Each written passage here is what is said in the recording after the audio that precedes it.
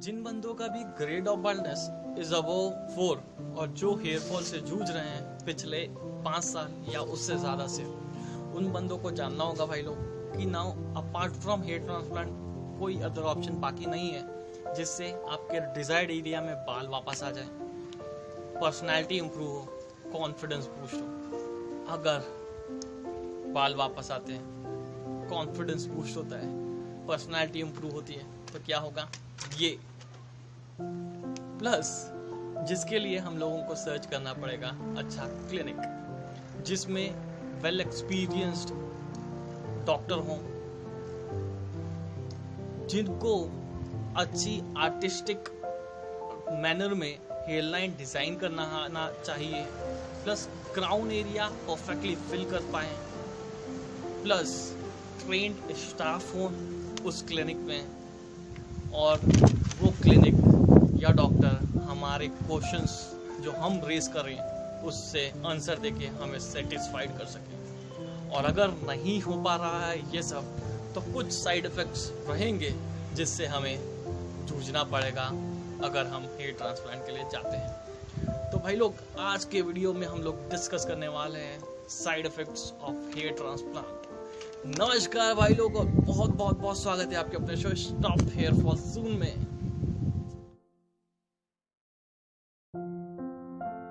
अब भाई लोग हम लोग डायरेक्टली एंटर करते हैं towards this side effect of hair transplant जिससे हमको जूझना पड़ सकता है अगर हम प्रॉपर क्लिनिक में ट्रांसप्लांट नहीं कराया है। तो बेसिकली इसको दो भाग में डिवाइड किया जा सकता है। जो पहला है टेम्पररी साइड इफेक्ट और दूसरा है permanent side effect. Temporary side effect में सबसे पहला है भाई लोग ईचिंग। जब भी हम लोग या कोई फ्रेंड भी ट्रांसप्लांट कराता है तो आफ्टर ट्रांसप्लांट ईचिंग बहुत ज़्यादा होती है ट्रांसप्लांटेड एरिया में।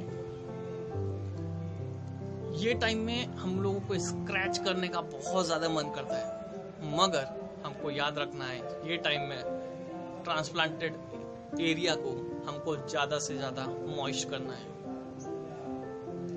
एटलीस्ट 30 मिनट्स या 1 आवर के बाद सलाइन वाटर से स्प्रे करते ही रहना है जिससे ट्रांसप्लांटेड एरिया मॉइस्ट बना रहता है। दूसरा है भाई पेन। अगर बोला जाए हेयर ट्रांसप्लांट के पेन के बारे में, नो डाउट इन इट, थोड़ा हल्का भल्का पेन रहता है जो कोशिश करता है for at least a week. Although कुछ पेन किलर्स दिया जाता है, बहुत अच्छी पेन किलर्स दिया जाता है, फिर भी ये पेन बना रहता है for at least a week. Third side effect का बोला जाए टेम्पररी, तो भाई है वो है swelling. Immediately after transplant swelling बहुत ज़्यादा हो जाती है पूरे फॉरहेड पे, जो आ जाती है, कवर कर रखती है half eye plus half nose को भी, और अपना फेस आइडेंटिफाई करना वो टाइम में बहुत डिफिकल्ट हो जाता है। ये भी ऑल्दो टेम्पररी है, जो कोशिश करती है हार्डली फॉर अ वीक।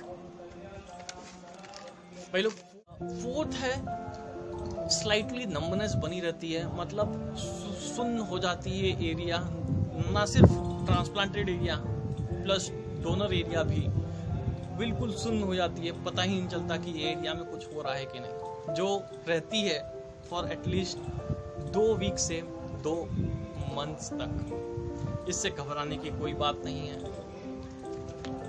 ये after max to max 2 month के बाद खत्म हो जाती है। फिफ्थ वन है टेम्पररी साइड इफेक्ट में भाई लोग, वो है बॉइल्स फॉर्मेशन। कभी कभी आफ्टर इमीडिएटली 2 हफ्ते के बाद ही कुछ दाने जैसे उठ जाते हैं, बॉइल्स हो जाते हैं, जिसको हम लोग बोलते हैं स्यूडो फॉलिकुलाइटिस भी। दाने उठ जाते हैं। बेसिकली जब ग्राफ्ट को प्रॉपर इम्प्लांट नहीं किया जाता है, ग्राफ्ट उड़ जाते हैं, तो वो केस में कुछ दाने जैसे उठ जाते हैं। ये पिक्स पे आप देख सकते होंगे, ऐसे ही दाने उठते हैं जो पर्सिस्ट करते हैं हार्डली फॉर 2 से 3-4 हफ्ता, और जो कोई बड़ी दिक्कत की बात नहीं है, नॉर्मल हो ही जाता है। सिक्स्थ टेम्पररी साइड इफेक्ट का बोला जाए तो भाई लोग वो है शॉक हेयर लॉस। बेसिकली जब भी हम ही लोग ही पेशेंट लोग ही ज़्यादा डेंसिटी दिलवाने के चक्कर में डॉक्टर से बोल के एग्जिस्टिंग हेयर के पास भी बहुत ज़्यादा पास ग्राफ्ट इम्प्लांट किया जाता है, तो वो केस में अराउंड 2 से 3 महीने के बाद बाल अचानक गिर जाते हैं। ये पिक्स में आप देख सकते हैं, ऐसे बाल गिरते हैं अचानक अगर डेंसिटी ज़्यादा देने के चक्कर में एग्जिस्टिंग हेयर के पास ही ज़्यादा ग्राफ्ट इम्प्लांट हुआ है। इससे भी डरने की बात नहीं है, ये सिर्फ और सिर्फ परसिस्ट करता है 2 से 3 मंथ के लिए ही। भाई लोग अभी आपने देखा ये टेम्परेरी जो साइड इफेक्ट्स हैं जो हार्डली परसिस्ट करेगी for 2 to 3 months max to max, मगर कुछ परमानेंट साइड इफेक्ट हैं हेयर ट्रांसप्लांट के जिससे हमको जूझना पड़ सकता है लाइफ लॉन्ग अगर हमने प्रॉपर क्लिनिक में ट्रांसप्लांट नहीं कराया है तो। पहला है स्कारिंग। बेसिकली भाई लोग अगर प्रॉपर क्लिनिक में हमने ट्रांसप्लांट नहीं कराया है तो जो मेथड है जिससे हेयर ट्रांसप्लांट हुआ है अदर FUT हो या FUE हो, स्कारिंग रह ही जाती है। FUT का बोला जाए तो पूरा एक लीनियर एक स्कार रह जाता है जो बहुत ज़्यादा खराब दिखता है। अगर FUE का बोला जाए तो कुछ होल्स टाइप दिखते हैं, पंक्चर टाइप बहुत ज़्यादा क्लियर दिखते हैं जो डायमेंशन में 2 mm से 3 mm तक भी हो सकते हैं अगर प्रॉपर क्लिनिक में हमने ट्रांसप्लांट नहीं कराया है। और जो इवन बाल बड़े हो जाएं फिर भी डोनर एरिया में साफ दिखते हैं उनका स्कारिंग। सेकेंड है भाई लोग अननेचुरल हेयर लाइन। कभी भी हमने अगर प्रॉपर सही क्लिनिक में जाके ट्रांसप्लांट नहीं कराया है तो मेनली डर्मेटोलॉजिस्ट डॉक्टर सर्जन जो हैं he is not having that much of good artistic skill of drawing the hair line. तो जो हेयर लाइन वो ड्रॉ किया है वो आर्टिफिशियल ही लगेगी, अननेचुरल ही लगेगी, है ना भाई लोग। ये परसिस्ट करेगी लाइफ लॉन्ग। जो ऑल्दो हमने हेयर ट्रांसप्लांट कराया है पर्सनालिटी को इम्प्रूव करने के लिए, मगर बिकॉज कुछ खराब हेयर लाइन ड्रॉ हो चुकी है हमारे बालों फॉरहेड पे, जिसके साथ हमें आने वाले टाइम में रहना पड़ सकता है। तो इसके लिए ही भाई लोग बहुत ज़्यादा ज़रूरी है एक अच्छा क्लिनिक सर्च करना। तीसरा है भाई लोग अननेचुरल लुक। अगर हमने सही क्लिनिक में जाके ट्रांसप्लांट नहीं कराया है तो एक अननेचुरल लुक के साथ हमको रहना पड़ सकता है life long. Third permanent side effect में है भाई लोग loss of permanent donor area. हमें याद रखना है भाई लोग हमारा डोनर एरिया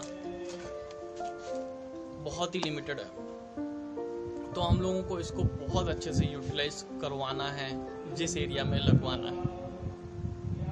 तो भाई लोग जब भी डर्मेटोलॉजिस्ट सर्जियन जो एक्सपीरियंस नहीं वो ज़्यादा डेंसिटी देने के चक्कर में ग्राफ्ट ज़्यादा इम्प्लांट कर दिया है, मगर उन ग्राफ्ट्स की अगर सर्वाइवल रेट सही नहीं है तो डेंसिटी अच्छे से नहीं आएगी आफ्टर 5-6 महीने के बाद। प्लस अगर हमने मल्टीपल ट्रांसप्लांट करा दिया है बहुत जल्दी तो भी डोनर एरिया बहुत जल्दी खराब हो जाता है, जिससे डोनर एरिया का लुक पूरा खराब दिखता है। ये पिक्स देख सकते हैं आप लोग। प्लस एक वीडियो मैं आपके साथ शेयर करना चाह रहा हूँ जो मेरे ही एक दोस्त का है जिन्होंने नॉट सो गुड क्लिनिक से जाके ट्रांसप्लांट कराया और उनका डोनर एरिया कितना ज़्यादा अफेक्ट हुआ है। आप ये वीडियो देखें और वापस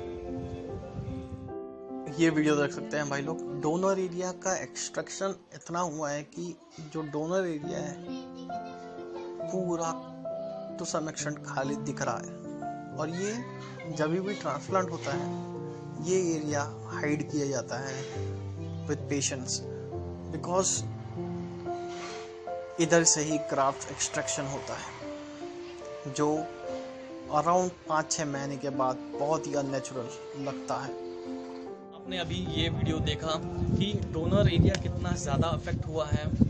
तो भाई लोग, इसके लिए ही जब भी आपने डिसाइड किया है, जिन बंदों का भी ग्रेड ऑफ वायरनेस 4 या उसके अबव है, जो हेयर लॉस से, हेयर फॉल से जूझ रहे हैं फ्रॉम लास्ट 5 साल से ज़्यादा से, तो एक अच्छा क्लिनिक चॉइस करना बहुत इम्पॉर्टेंट है, जहाँ पे सर्जियन वेल एक्सपीरियंस हो, जिनके पास आर्टिस्टिक हेयर लाइन डिज़ाइन करने की क्वालिटी हो, स्किल हो, plus he should be having patience to design skill, plus trained staff हो। ये बहुत ज़्यादा ज़रूरी है भाई लोग। आज के लिए इतना ही, नेक्स्ट वीडियो में बहुत जल्द मिलेंगे, तब तक बाय बाय।